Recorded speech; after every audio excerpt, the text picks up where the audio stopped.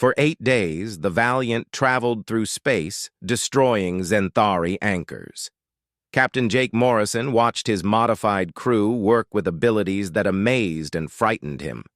They could see things in multiple dimensions, control technology with their thoughts, and navigate through space in ways that defied all known science. But they were running out of time. Even with their new abilities, they had only destroyed 43 anchors. There were still over 200 left, and the Xanthari final cleansing would begin in 3 days. "Captain," said Amy Rodriguez from her navigation station, "I'm detecting something big, really big." Jake looked at the main screen. In the distance, a massive structure floated in space. It was bigger than any space station humans had ever built. Dark energy swirled around it like a storm. "That's the master anchor," said Commander Harper. Her voice was tense. "We knew it existed, but we never found it before." "What does it do?" Jake asked. "It controls all the other anchors," Harper explained. "If we can destroy it, the entire network will collapse. But it's heavily defended." As they watched, ships began emerging from the structure. But these weren't normal Xanthari ships. They looked like they were made of living darkness, constantly shifting and changing shape. "Those ships exist partially in the null dimension," said Nicole Grant. "Our weapons can hurt them, but they can hurt us too." "How many ships?" Jake asked. "I count 50, Amy reported. "Maybe more. They keep phasing in and out of normal space." Jake made his decision quickly. "All hands to battle, stations. This is what we've been preparing for." The Valiant moved toward the enemy fleet. The modified weapons officers fired the first shots. Quantum torpedoes streaked through space, leaving trails of twisted energy behind them. The Xanthari ships fired back. Their weapons were beams of pure darkness that could cut through normal matter like it wasn't there. But the Valiant's new shields, powered by null dimension energy, held strong. "They're trying to surround us," Amy warned. "I'm detecting ships appearing on all sides." "Use the dimensional jump drive," Harper ordered. "Move us into higher dimensional space." Amy's hands moved over her controls. The Valiant seemed to twist and fold in on itself. Suddenly they were fighting in a space that had too many directions. Up and down meant nothing. Left and right were meaningless concepts. Jake felt sick as his normal human senses tried to understand what was happening. But his modified crew members moved and fought like they were born to exist in this strange space. "Direct hit on their command ship," reported Sarah King from Weapons Control. "But it's regenerating." Jake watched as the damaged Xanthari ship healed itself like a living thing. Dark energy flowed into the wounds and made them whole again. "We need to get to the master anchor," Harper said. "The longer we fight these ships, the more of them will appear." "Ryan, can you get us through their defenses?"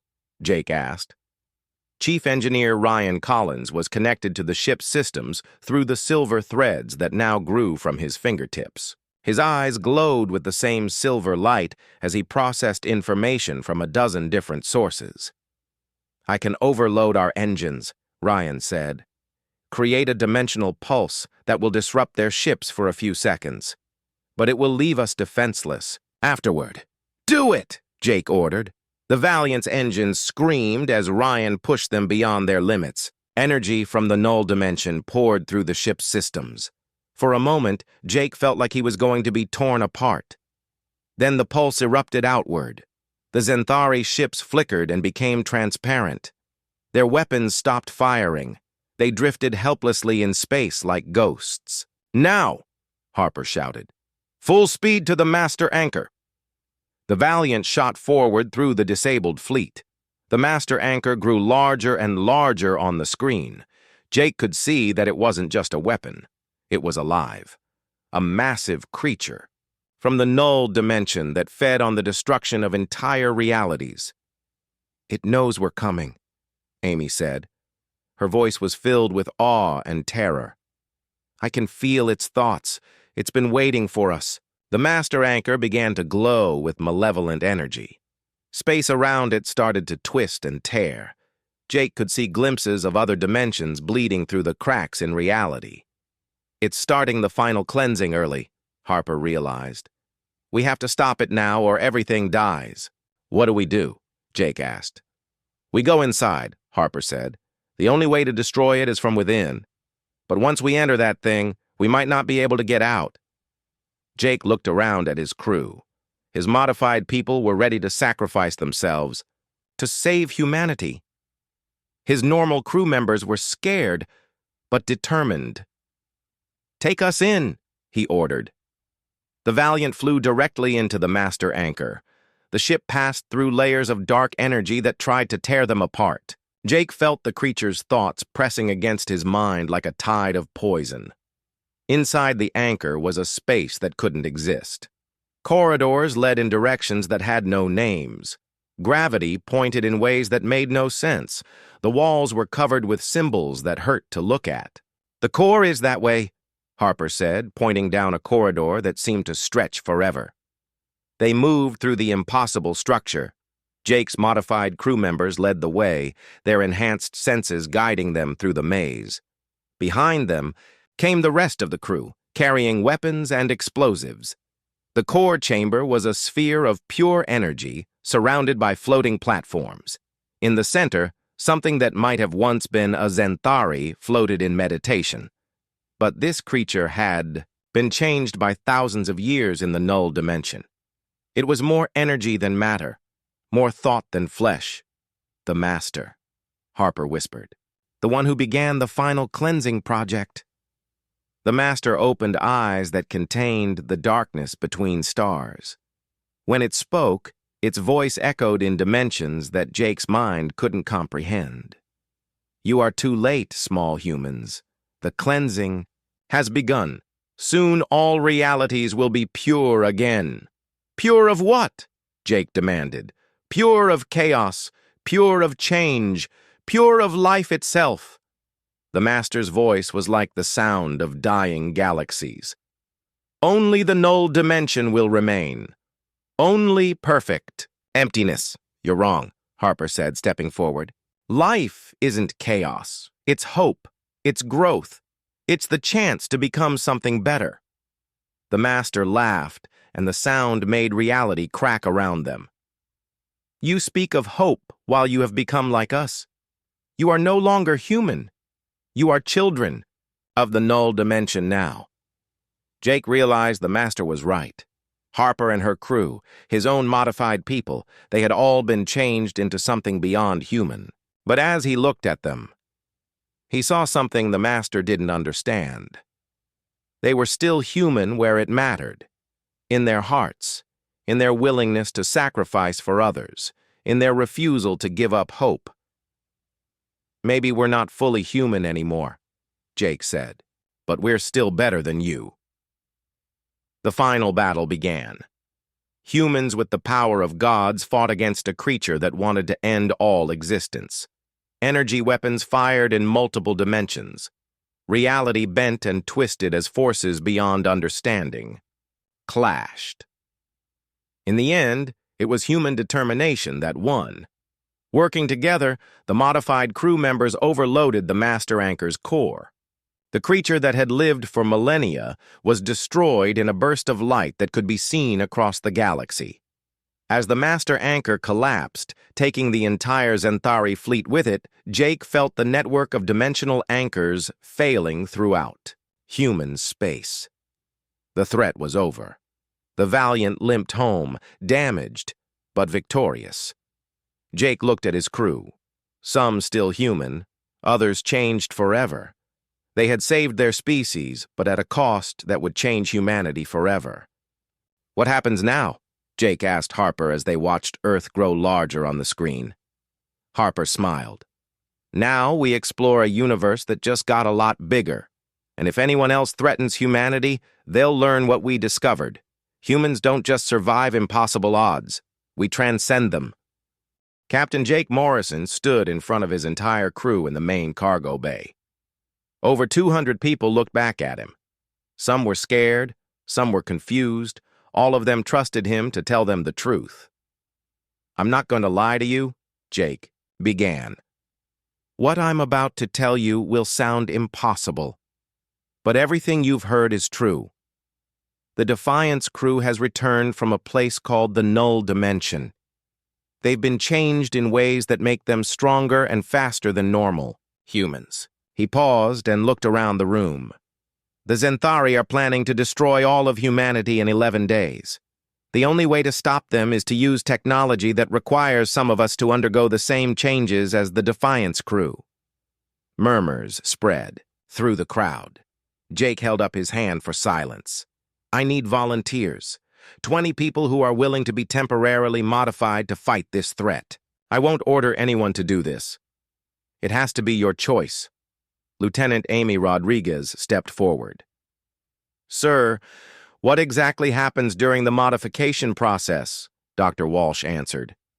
Your body and mind will be changed to interface with Null Dimension technology. You'll become stronger, faster, and able to perceive things normal humans cannot. The process may be reversible, but we can't guarantee it. What are the chances we'll stay human? Asked Chief Petty Officer Mike Brown. Commander Harper, who had been standing quietly to the side, spoke up. We don't know. We've been changed for 3 years now. We've tried to reverse the process, but so far we haven't been successful. The cargo bay erupted in worried voices.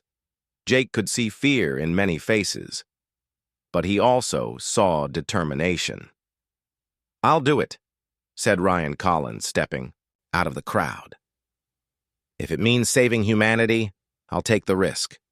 Me too, said Amy Rodriguez. I've served on this ship for 3 years. I'm not going to let some aliens destroy everything we've fought to protect. One by one, other crew members stepped forward. Engineers, weapons officers, pilots, medical staff. Within an hour, Jake had his 20 volunteers. Dr. Walsh began the modification process in the medical bay. The procedure was unlike anything she had ever seen. Harper's crew used a device that looked like a silver tree with glowing branches.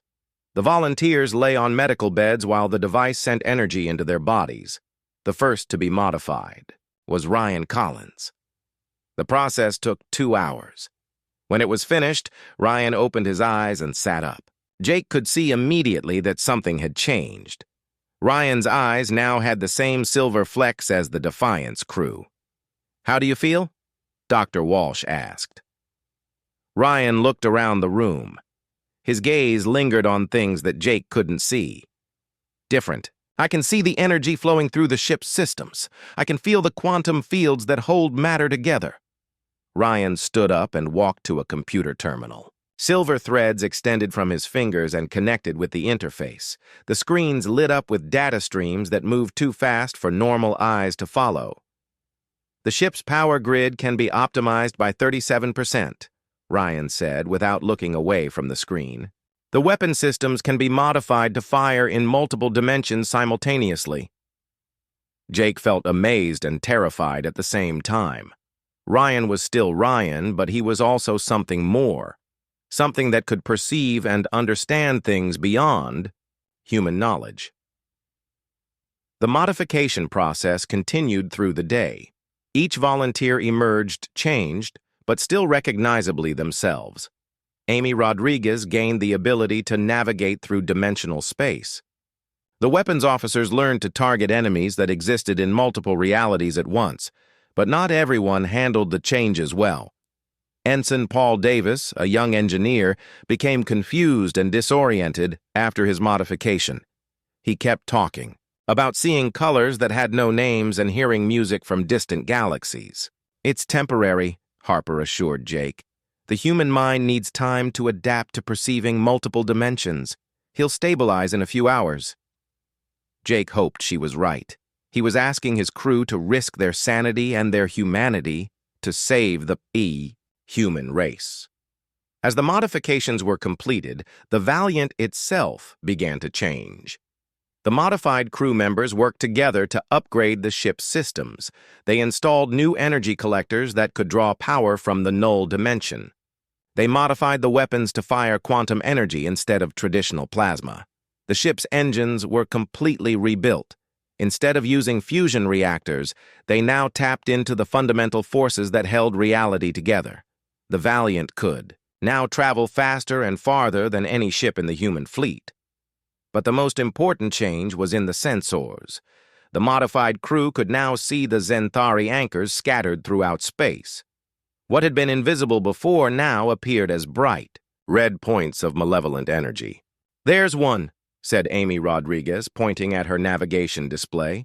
"In the asteroid belt near Mars, just like Commander Harper said." The anchor appeared on the main screen as a swirling vortex of dark energy. It was beautiful and terrifying at the same time. Jake could see how it connected to other anchors through pathways that existed outside normal space. "How do we destroy it?" Jake asked. "Carefully," Harper replied. "If we damage it wrong, it could explode and tear a hole in space-time. We need to disrupt the quantum resonance patterns that hold it together." The Valiant moved toward the anchor. As they got closer, Jake could feel the wrongness of it. The anchor was a wound in reality itself, a place where the normal laws of physics were twisted into something evil. "Weapons ready," reported Lieutenant Sarah King, one of the modified weapons officers. Her voice had the same strange harmonics as the Defiance crew. "Target the resonance core," Harper instructed. "Use a phase-shifted quantum torpedo." Jake had never heard of a phase-shifted quantum torpedo before today, but his modified crew knew exactly what to do. They fired a weapon that existed in multiple dimensions simultaneously. The torpedo struck the anchor and something incredible happened. The dark vortex began to collapse in on itself. Reality twisted and folded as the anchor was destroyed.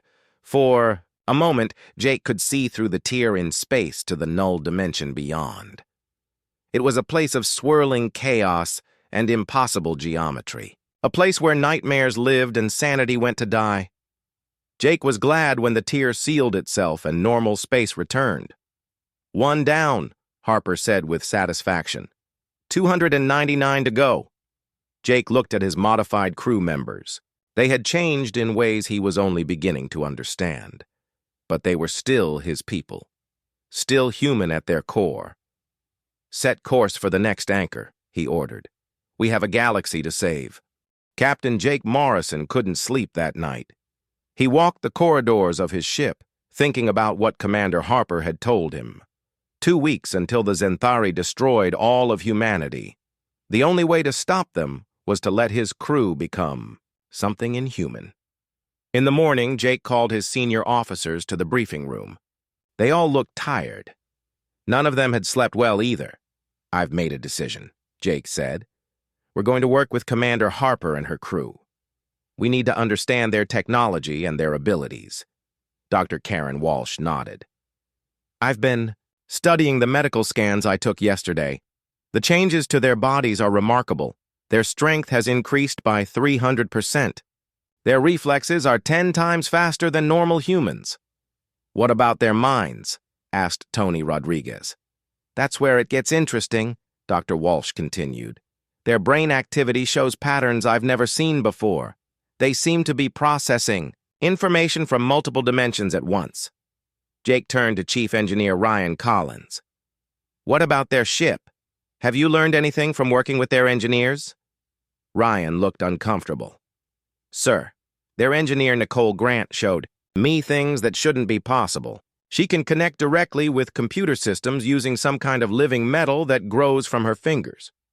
"Living metal?" Jake asked. "It looks like silver threads, but they move on their own. When she touches a computer interface, the threads spread out and connect with the circuits. She can control entire systems just by thinking about it." Jake felt that familiar chill. These people were becoming less human every day. "There's more," Ryan continued. "Their ship's engines are running on some kind of energy I can't identify. They're producing twice the power of our best reactors, but using less fuel." "Show me," Jake said. Ryan led the group down to Engineering Bay 2, where the crew of the Defiance was working on the Valiant's systems. Jake watched as Nicole Grant stood in front of a control panel. Silver threads extended from her fingertips and spread across the surface like a spider web. The screens around her lit up with data that scrolled too fast for normal eyes to follow. But Grant was reading it all, her eyes moving back and forth as she processed the information. "The quantum resonance patterns are stable," she said without looking away from the screens.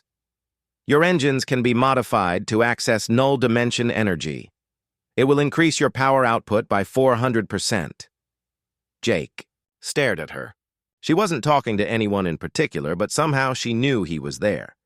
She turned to look at him, and he saw that her eyes now had silver flecks in them that seemed to glow with their own light. "Captain Morrison," she said, "would you like to see how we perceive reality now?" Before Jake could answer, Grant reached out and touched his hand. Suddenly, the world exploded into color and sensation. Jake could see energy flowing through the walls of the ship. He could feel the thoughts of his crew members like whispers in his mind. He could perceive dimensions that had no names. The experience lasted only a few seconds, but when it ended, Jake staggered backward. His head spun, and his stomach felt sick. "What was that?" he gasped. "That was a tiny glimpse of what we see all the time now," Grant said. "The null dimension changed how our brains work. We can perceive the connections between all things." Dr. Walsh helped steady Jake. "Are you all right, Captain?" "I think so," Jake said, though he wasn't sure. The brief contact with Grant's enhanced senses had shown him a universe that was far stranger and more complex than he had ever imagined. Lieutenant Ben Carter walked over to them. Jake noticed that Carter moved differently now.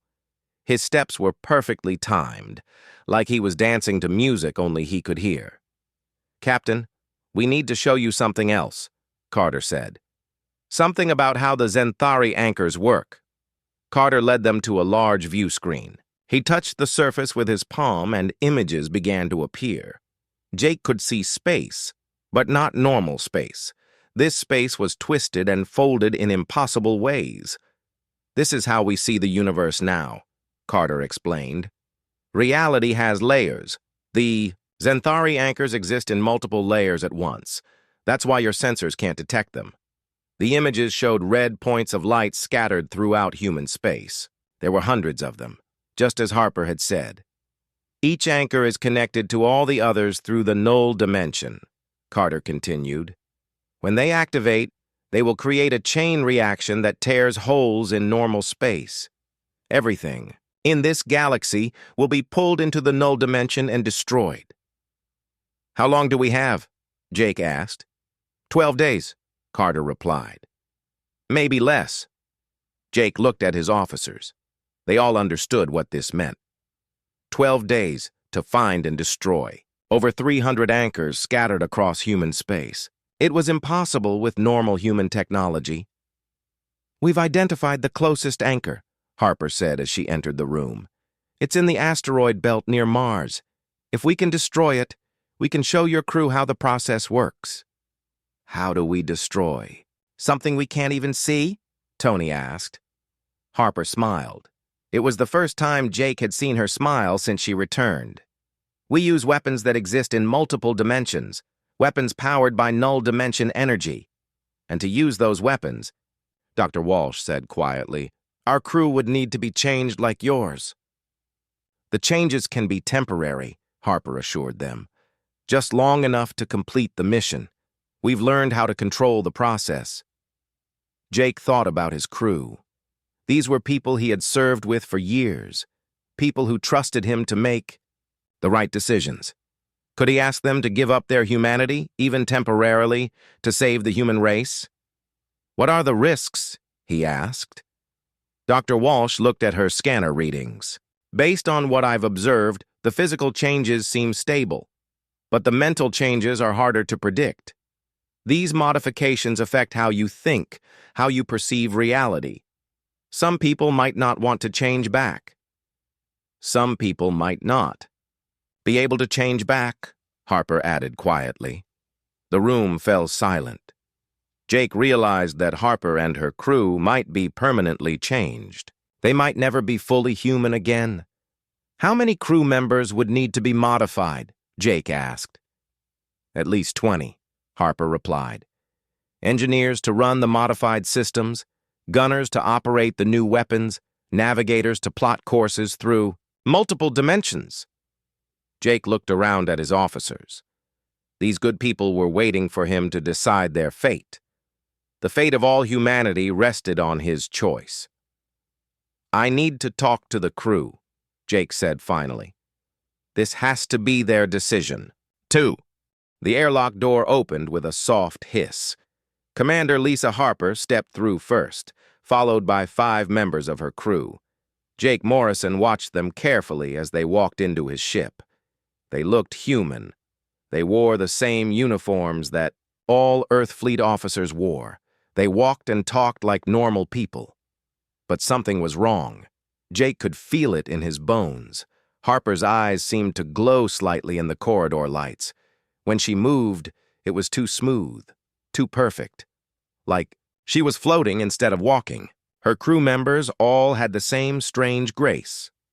Commander Harper, Jake said, stepping forward. Welcome aboard the Valiant. Thank you, Captain Morrison, Harper replied. She extended her hand for a handshake. When Jake took it, her skin felt warm, but somehow different, like it was made of something stronger than normal human flesh. Jake led them to the main briefing room. His security team followed at a distance, their weapons ready but not pointed at the visitors. Dr. Walsh and the senior officers were already waiting. Everyone sat down around the large table. Harper looked at each person in the room before she began to speak. I know you have questions, she said. I know our return seems impossible.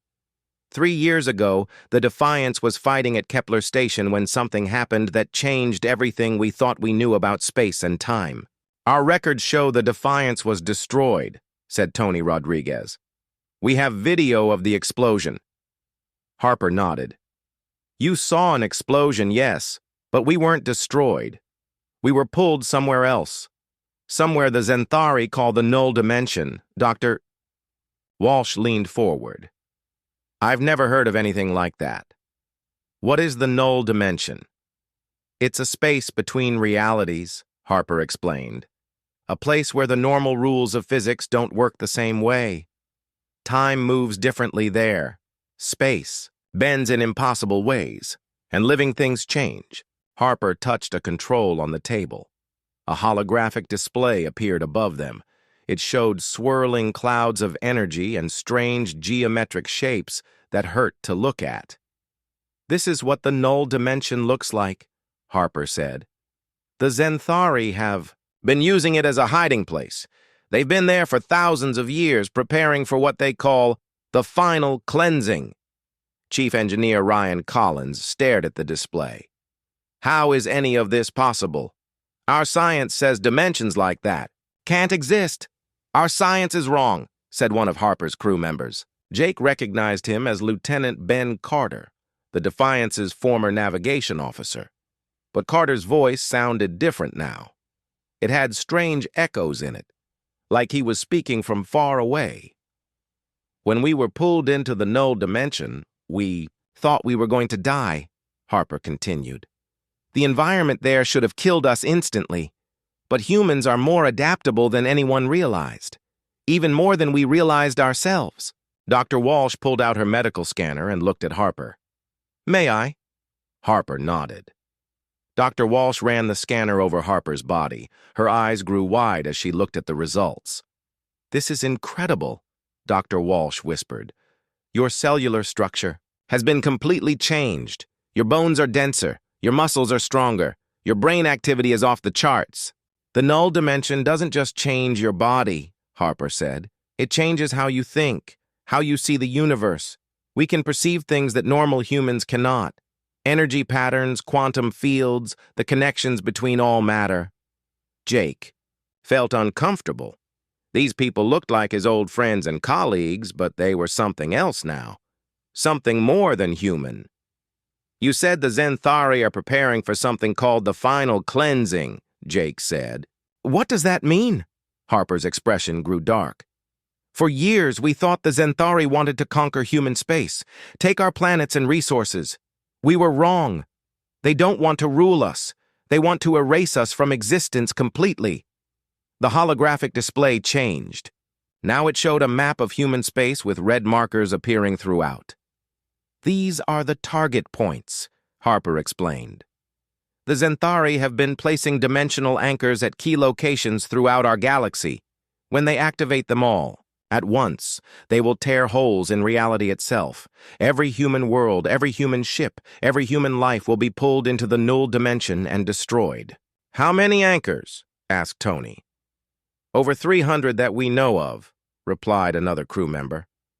Jake recognized her as Petty Officer Nicole Grant, the Defiance's former communications officer. Like the others, her voice had changed. It carried harmonics that seemed to resonate in Jake's chest. 300, Dr. Walsh repeated. How could they place so many without us detecting them? Because they exist partially outside normal space, Harper said. Only someone who has been changed by the null dimension can see them clearly. Jake sat back in his chair. The scope of the threat was enormous. If Harper was telling the truth, then humanity was facing complete extinction. And the only people who could help were these changed humans who weren't quite human anymore. Why didn't the Zenthari just activate the anchors while you were trapped in the null dimension? Jake asked. Because they made a mistake, Harper said, with a slight smile. They thought the null dimension would destroy us or drive us insane. Instead, it made us stronger. We learned how to use their own technology. We found ways to disrupt their plans. We've been fighting them in the null dimension for 3 years, said Ben Carter. Sabotaging their equipment, freeing other species they had captured, learning their secrets. Other species? Dr. Walsh asked. The Zenthari have been doing this. For millennia, Nicole Grant explained, pulling entire civilizations into the null dimension and erasing them from history. We found the remains of dozens of different species. Some of them had technology far more advanced than ours. Harper stood up and walked to the display. We managed to escape to warn you, but the Zenthari know we're gone now. They're accelerating their timeline. The final cleansing will begin in less than 2 weeks. The room fell silent. Jake looked around at his officers. They all had the same expression of shock and disbelief. What can we do? Jake asked finally. The anchors can be destroyed, Harper said, but only with weapons that can affect the null dimension. Standard human technology won't work. You're talking about the weapons on your ship, Jake realized. Yes, but one ship isn't enough. We need more. We need to share what we've learned with other crews, other ships. Dr. Walsh looked worried. You're talking about changing more humans. The way you've been changed. It's the only way, Harper said. The modifications can be temporary, just long enough to fight the Zenthari and destroy the anchors. Jake thought about what Harper was asking. She wanted him to let his crew be changed into something inhuman, something stronger and stranger than normal people. It was a terrible choice. But if she was telling the truth, it might be humanity's only chance for survival. Captain Jake Morrison walked across the bridge of his ship, the UES Valiant. He had been captain for 5 years now, and he thought he had seen everything space could throw at him.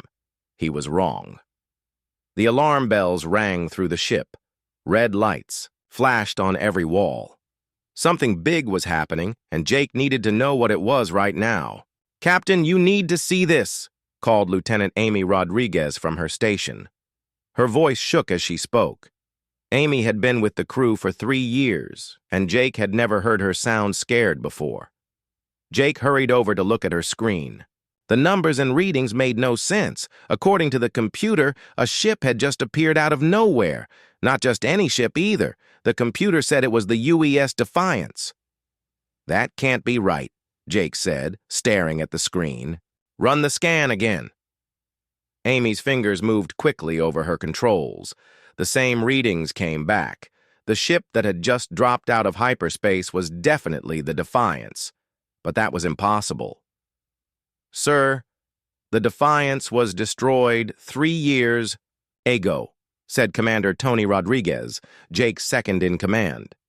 "We all saw the reports from the Battle of Kepler Station. No survivors." Jake remembered that battle well. The Zenthari had attacked the human colony on Kepler Station with everything they had. 12 human ships had fought back. Only 3 had made it home. The Defiance was not one of them.